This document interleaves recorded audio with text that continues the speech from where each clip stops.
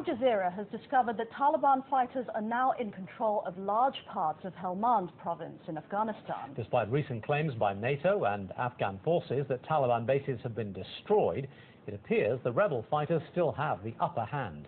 Al Jazeera's James Bays spent 3 days with the Taliban and found they're running schools and medical facilities, and they're traveling armed and unchallenged by NATO-led forces. Here's his exclusive report. Behind Taliban lines, we travelled with a group of fighters across the deserts of Helmand province. These hardened men are well armed, ready for battle, and they told me ready for martyrdom too. The journeys are often at breakneck speed because of the risk of airstrikes. NATO may be the master of the skies, but the Taliban claim on the ground they control large swathes of territory. They took us on a trip to show us how they operate almost unhindered in many areas.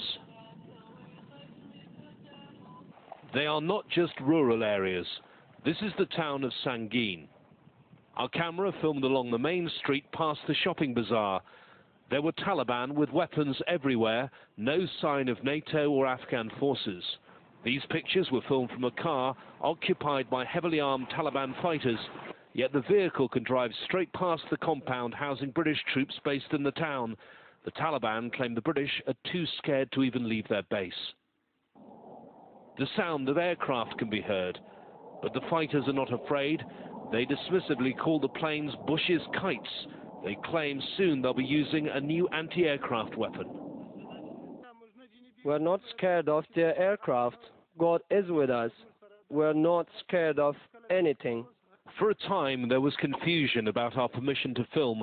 We were detained and our telephones and camera were taken, but we were treated extremely well. Those the Taliban find guilty of a crime are dealt with much more harshly. This is the body of a man hanged by the Taliban. They say he was a spy. He was carrying an ID card from the U.S. Government Development Agency, USAID. We were also shown where NATO bombs have fallen. And when the Taliban took us to a mass rally, clearly arranged for us to film, it was somewhat unnerving standing in the desert with such a large group, over 400 Taliban fighters.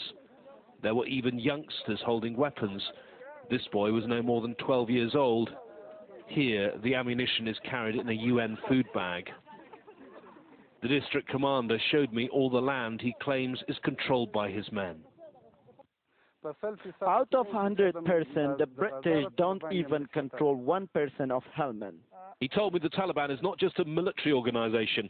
He said they've appointed a governor in Helmand and are now running medical clinics and madrasas, or religious schools.